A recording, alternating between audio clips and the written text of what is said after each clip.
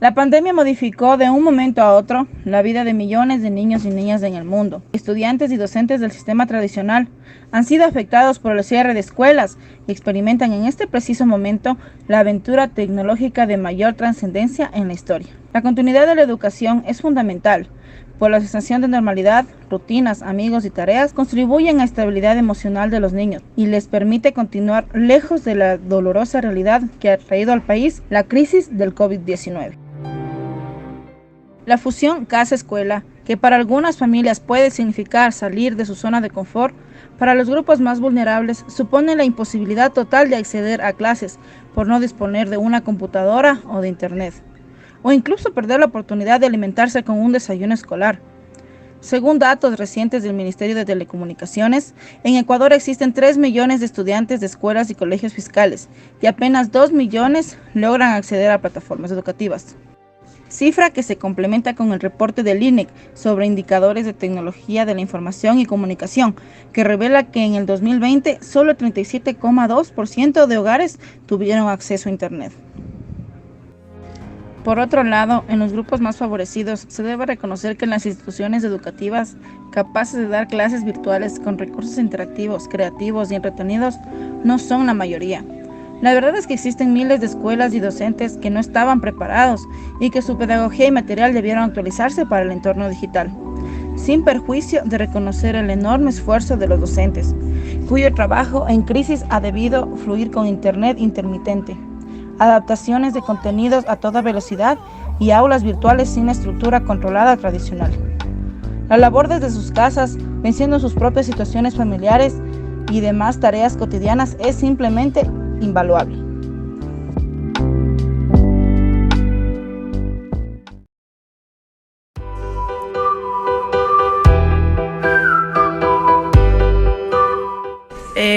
¿Cómo está, licenciada Marta Soto? Quisiera que por favor usted me cuente qué experiencia tiene mediante la educación virtual con sus niños. ¿Cómo le ha ido este año en esta pandemia? La educación virtual se ha complicado. Bueno, no es lo mismo presencial a virtual.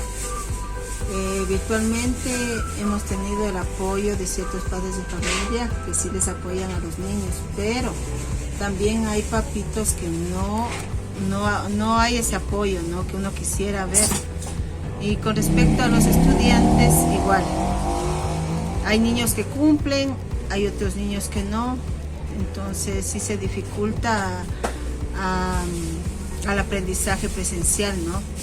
Virtual es más complicado, es más trabajo, tanto para el docente como para los niños y padres de familia, que necesitamos mucho el apoyo de ellos en casa, y eso no se ve, solo de ciertos padres, y se complica más. Virtualmente es más complicado. ¿Usted cree que los niños tienen el mismo aprendizaje presencial? No va a ser igual. No es igual. Presencial es lo mejor, se tiene otras experiencias, se trabaja en grupo, ellos aprenden de una mejor manera. Virtualmente es un tiempo y ese tiempo se termina. Entonces no es lo mismo, porque si los niños quieren preguntar, a veces no se puede con todos los estudiantes, sino con ciertos. ¿Por qué? Por el tiempo, ¿sí? No es igual, no es las mismas experiencias que se tiene presencialmente. Virtualmente es más complicado, ¿sí? Es por el tiempo, ¿no? Eso. Ya, eso es todo en cuanto a la educación virtual, lo que yo como maestra he experimentado. Muchas gracias.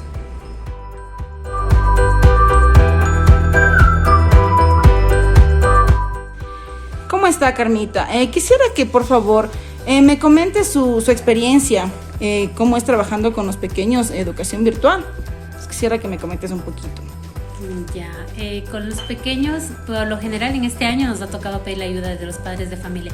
Ellos siempre deben estar al lado, ya que como ellos no leen, no pueden todavía manejar lo que es el aspecto para el manejo de los TICs, ¿no? En este caso computadora, celular, pero con el tiempo ellos ya de una lo agarran. Ya con la cuestión de 1 o 2 meses ya están manejando todo. Ya. Realmente. Y los pequeños sí le ponen atención. Debemos tener estrategias y técnicas que sean llamativos y cambiar, si es posible, cada semana, 15 días, para que llamar la atención, sea novedoso. Y con respecto a los padres de familia, ¿usted siente que tiene el apoyo con ellos? Pues sí, porque en realidad con preparatoria, como son padres jóvenes, la mayoría, entonces sí manejan mucho lo que es en el aspecto tecnológico y sí, mucho apoyo.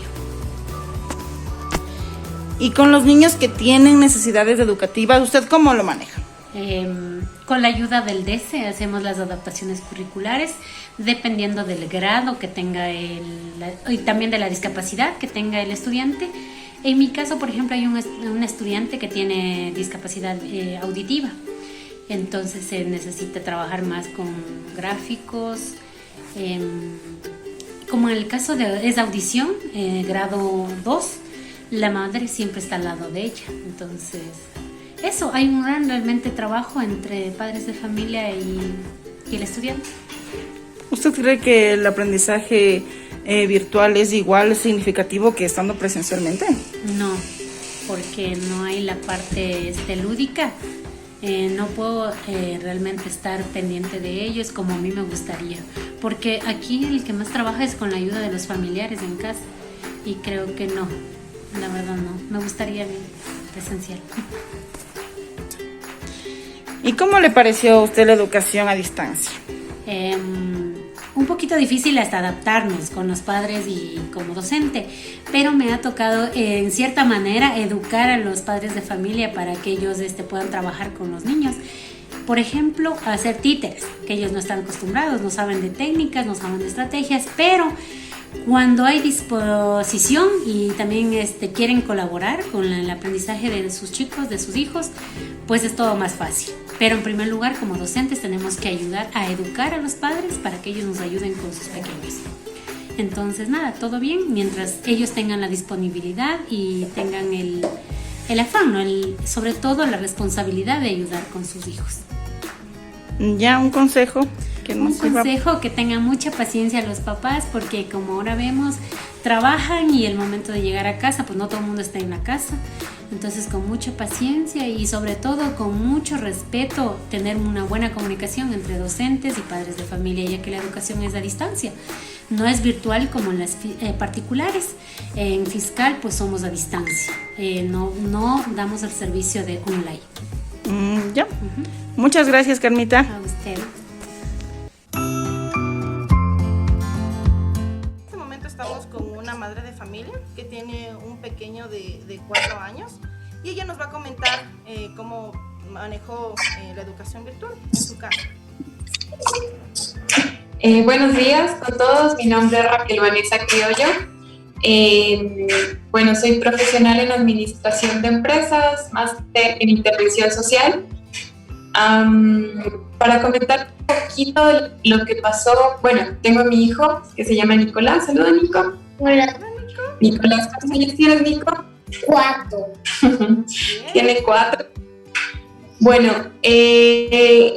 yo quedé sin trabajo, trabajaba en el Consejo de Evaluación y Acreditación para la Educación Superior en abril del 2019, perdón, del 2020.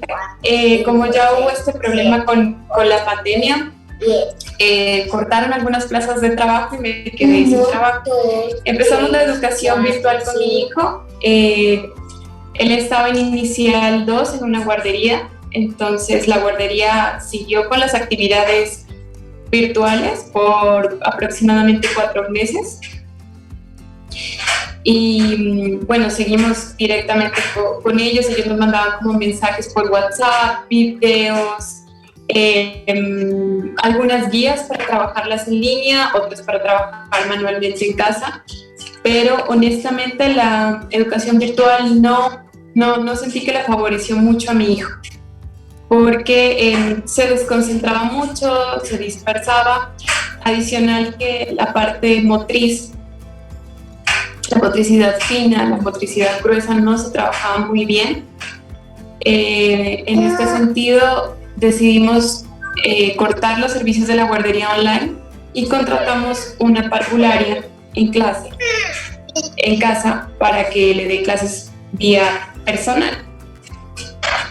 Posteriormente, sí vimos un cambio significativo en la clase, de las clases en casa, porque bueno, era un horario de lunes a jueves de 8:30 a 12:30, donde había toda una planificación, y la parvularia trabajaba con él, bueno, las bases prácticas, desarrollaban mucho arte, motricidad, creatividad. Nico estaba mucho más enfocado en todos estos procesos, lo cual nos gustó muchísimo más.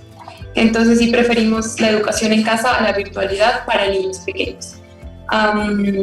Y desde entonces estamos con eso y hemos visto un cambio significativo en nuestro hijo, el cual ha avanzado, ha aprendido muchísimo, ya sabe sumar, sabe restar y solo tiene 4 años, y la motricidad también la maneja súper bien, corta muy bien el papel, o sea, tiene buen uso por las tijeras, está mucho más activo, se sabe los días de la semana.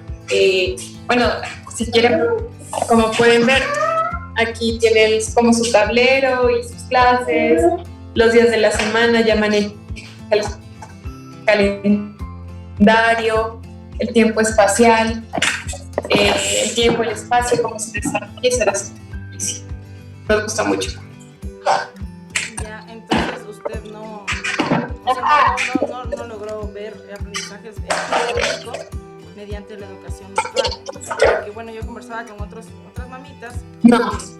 Bueno, no tenemos a veces las mismas posibilidades. Entonces otras mamitas decían que sí, o sea, la educación virtual. Y bueno, yo también hablo como madre. Yo también tengo mi niña de 6 años y ellas, las clases virtuales, la verdad, nunca no pone atención. Ella no pone atención. Y como madre uno sí le toca estar ahí. En mi caso, Briana, mira, Briana escucha, Briana pon atención, Briana, ¿qué dice la profe? Entonces, en este caso, tuvieron la oportunidad de poder tratar una cosa. Y aparte de las clases que usted recibe en la mañana, que Nico recibe en la mañana, ¿le envía algunos deberes aparte la profe? No, solamente todo el trabajo era en la mañana. De pronto una que otra actividad, como decir, bueno, hay una figura y hay que colorearla en la tarde, o desarrollar alguna manualidad pequeña, pero era muy esporádico. La verdad que todo lo trabajaban en las 4 horas de la mañana. Y bueno, y tenían un receso también de 45 minutos. Bueno, tenemos la ventaja de que vivimos en un conjunto y hay un parque, entonces se iba directamente con la docente a su receso, a jugar, entonces eso. Ya.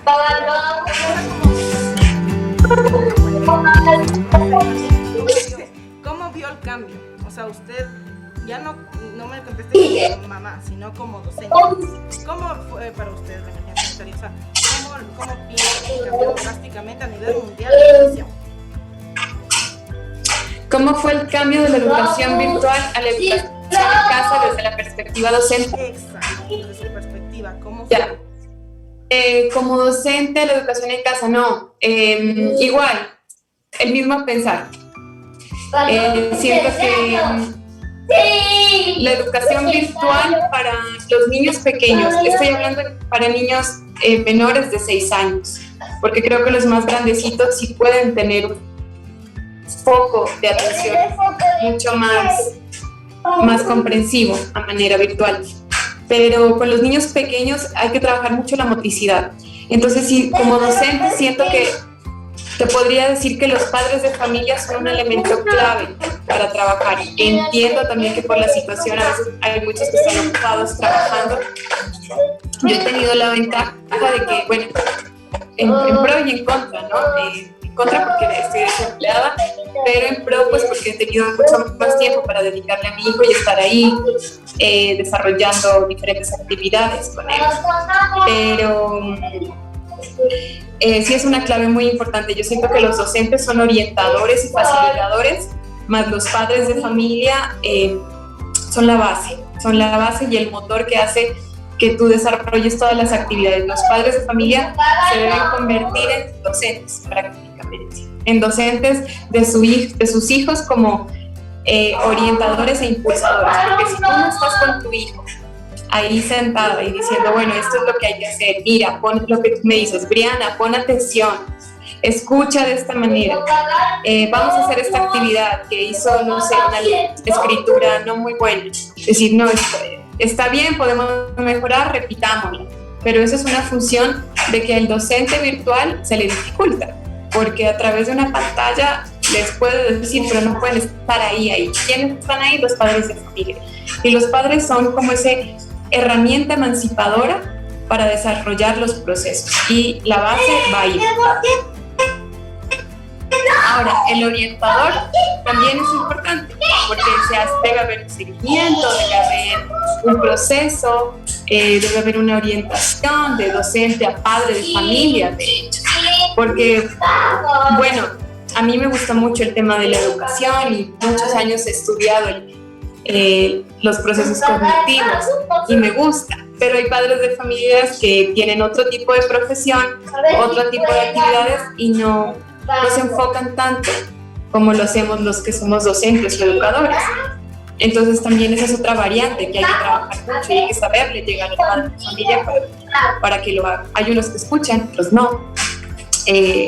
Pero bueno, sí tengo la fe que la mayoría lo hace y si le importan sus hijos y deben dedicarse a sus hijos, por más cansado que sea y difícil que sea. Es complicado, lo entiendo,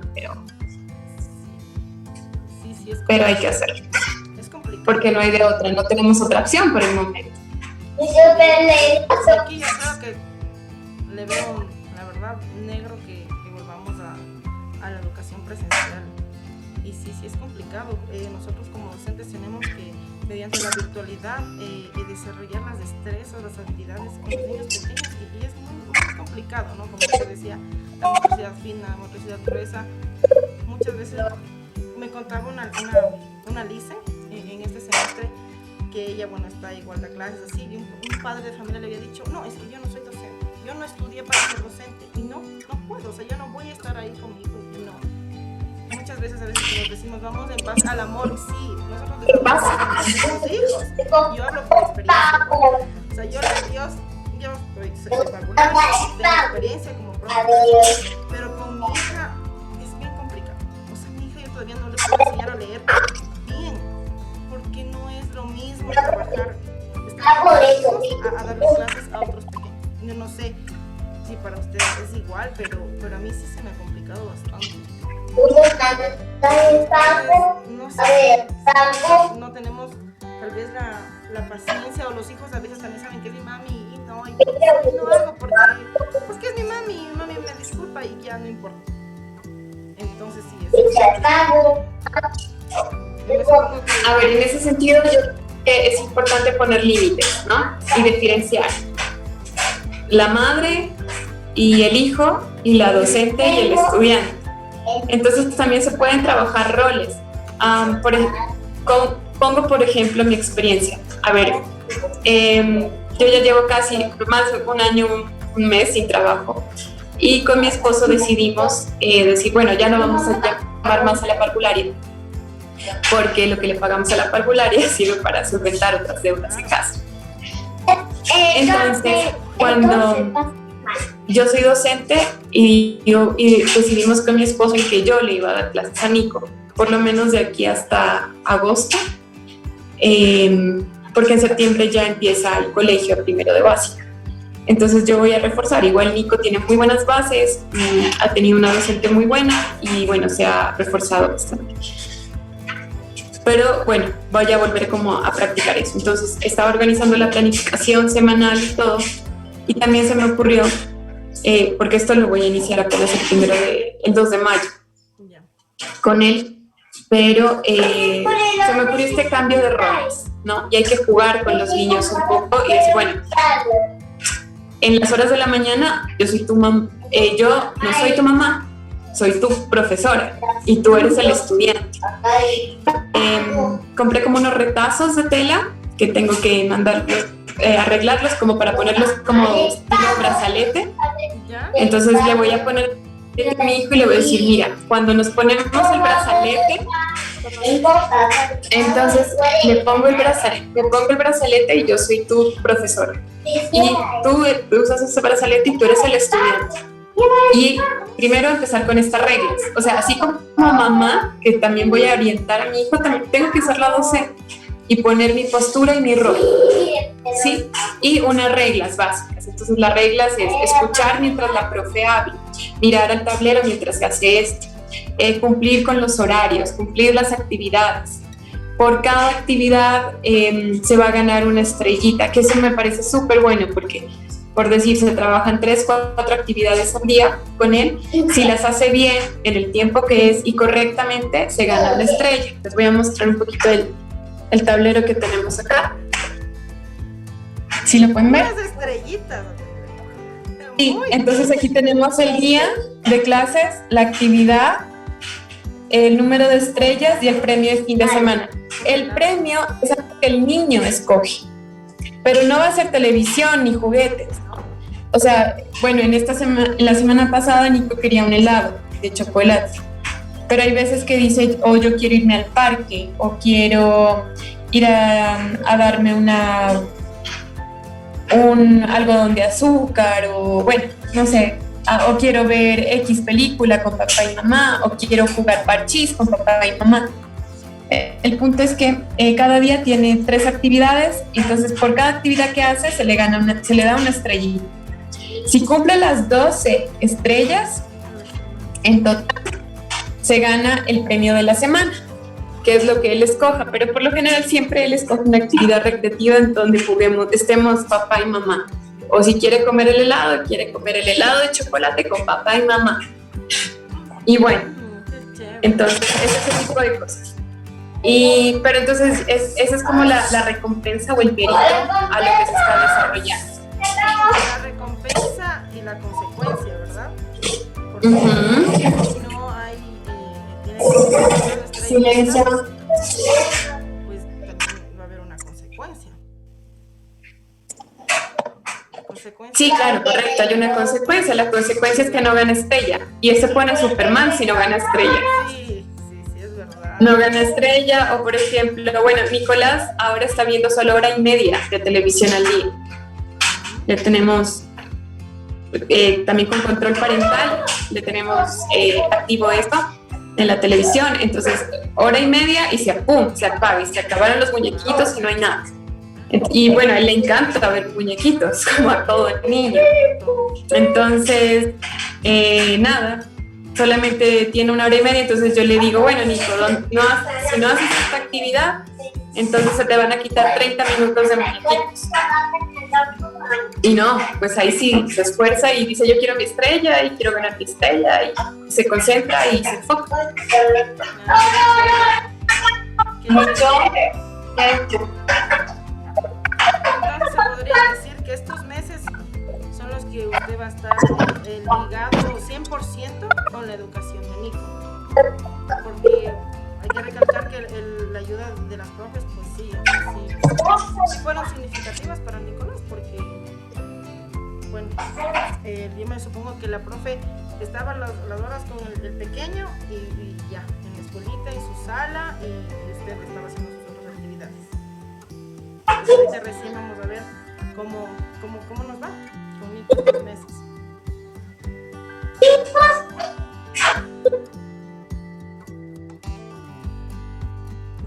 Sí, le contaré en 2 meses cómo me va. Pero bueno, Nico tiene buenas bases, como nos comentó, sabe sumar, sabe restar, él tiene desarrollado mucho. Al final, ¿qué es las bases, no? Para primero de básica. Para primero de básica él ya empieza con lo que es lectoescritura, entonces ahí sí ya, él ya está bien avanzado. Un consejo que nos dé a nosotros como docentes, como madres de familia, para concluir ya.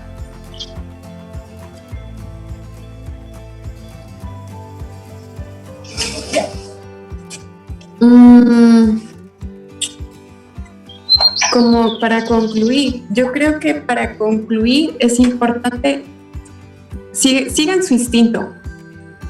¿Sí? Hay tanta información en la web, hay tantas recomendaciones que está bien, que hay unas cosas que sirven, otras no tanto, pero uno se llena como de muchas opiniones al respecto del ambiente atrofia de la cabeza. Tanta información. Sigan tu instinto, sigan su instinto, sean tanto profesionales como madres a la vez, y ustedes saben lo que es mejor para sus hijos, de la mejor manera, o para el estudiante, porque finalmente los estudiantes se convierten como en otros hijos, porque también a uno como docente le importa. Y sigan su instinto y saben lo que va a ser mejor, y las mejores herramientas y bases las van a poder dar. Mami, vamos a un correo, vamos a un correo.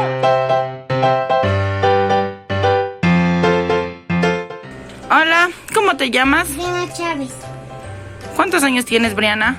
6 años. Ya. Briana, ¿tú sabes por qué ya no vamos a la escuelita? Sí, por la cuarentena y el coronavirus. Por el coronavirus. Sí, Ya. ¿Y qué tal te va a ti en tus clases virtuales? ¿Te gusta? ¿Sí te gustan las clases así con la profe por la compu? sí, Ya. ¿Te gustaría regresar a la escuelita? sí, ¿Por qué te gustaría regresar a la escuelita? porque ya aprendo letras y números y todo lo demás. Ahí también jugabas con tus amiguitos. Sí, ¿Ya le extrañas a tu profe? sí. Bueno, Briana, muchas gracias por tus respuestas, ¿ya? Despídete. Chao.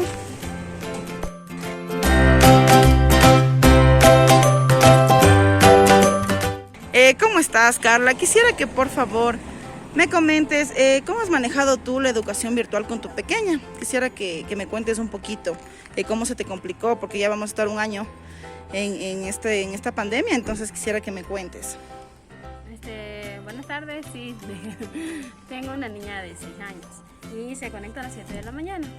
O sea, lo que pasa es que está aprendiendo a leer, pero se le dificulta un poco porque, o sea, son clases virtuales y a veces el internet va y viene. Y en eso de que el internet va y viene, la niña a veces se le quedan palabras así como inconclusas. Y al momento de pongamos un examen o algo así, a veces no tengo internet porque tengo que subir donde mi tío a conectarla. Ya, ¿y tú piensas que tu nena está aprendiendo igual que estar presencialmente así en clases? No, no es lo mismo. No es lo mismo. No es lo mismo. Porque, o sea, presencial es muy diferente porque trabaja con los implementos que necesita la profesora, le explica mejor, o sea, le dice, ¿sabe qué? ¿En qué te equivocaste? Te ayudo o algo, pero en cambio acá no, es diferente, porque es muy dificultoso entre todos los niños ahí. Ya, ¿y cuántas horas pasas con tu nena haciendo deberes así en el día? ¿Cuánto tiempo ocupas con tu pequeña? Prácticamente unas 3 horas. 3 horas. Ya, hasta este momento, desde que empezó la pandemia y empezaste a trabajar con tu nena en la casa, ¿piensas que ha mejorado un poco la situación o estás igual que al principio? No, sí ha mejorado un poco, porque, o sea, la niña pone más atención y más es en inglés. O sea, ¿Ya? le gusta bastante inglés, la profe tiene paciencia, sino que, o sea, solo le digo, a veces es el internet nada más.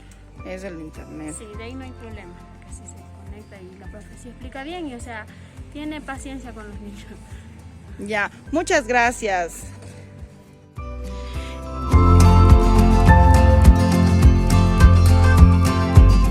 ¿Cómo estás, David? Quisiera que por favor me comentes cómo manejas tú la educación virtual con tu pequeña de 6 años. Ya vamos un año trabajando de esa manera más, porque bueno, en marzo empezamos con esta pandemia. Entonces, ¿en qué se te dificultó?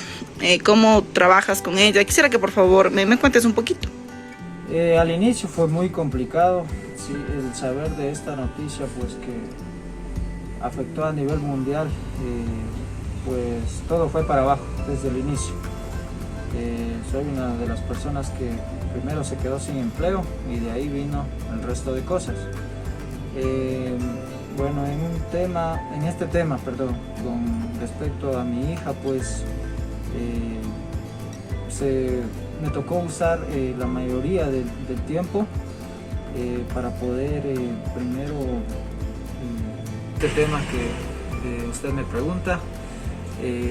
Bueno, yo tuve que ocupar podríamos decir todo el tiempo con mi hija. El no tener a disposición los dispositivos con una buena señal, que estén funcionando al 100%, pues me complicó mucho más. Tuve que hacer charlas con las profesoras, mantener comunicación con ellas por medio de mi celular, en el cual pues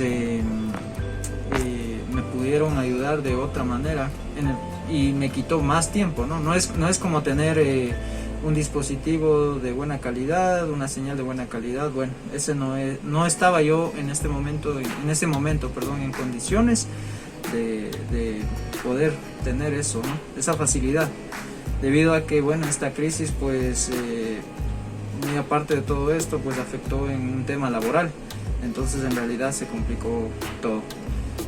Con mi hija pues como le dije, estábamos en conversaciones con las licenciadas, me tuve que acercar al centro educativo, me ayudaron con impresiones, con unas fichas muy aparte de la enseñanza que daban al resto de alumnos, ¿no? Que sí podían tener este dispositivo, ¿no? Al 100%. Entonces a mí me tocaba acudir, me quitaba el tiempo, en este caso en el trabajo que tenía no podía estar al 100% debido a que tenía que estar con esta responsabilidad, ¿no? de mi hija. El aprendizaje, el estar ahí, en realidad pues fue muy complicado. Bueno, eso es lo que hasta el momento, ¿no? Estoy atravesando todo eso porque el año lectivo no termina, entonces la enseñanza de mi hija se ha manejado de esa manera.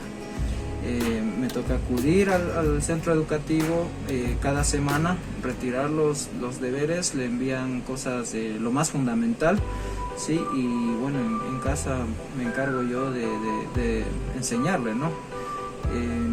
De ahí pues a la siguiente semana tengo que ir a entregar esas tareas y retirar nuevamente las nuevas, ¿no? Entonces eso es lo que hasta el momento he estado haciendo ese proceso, ¿sí?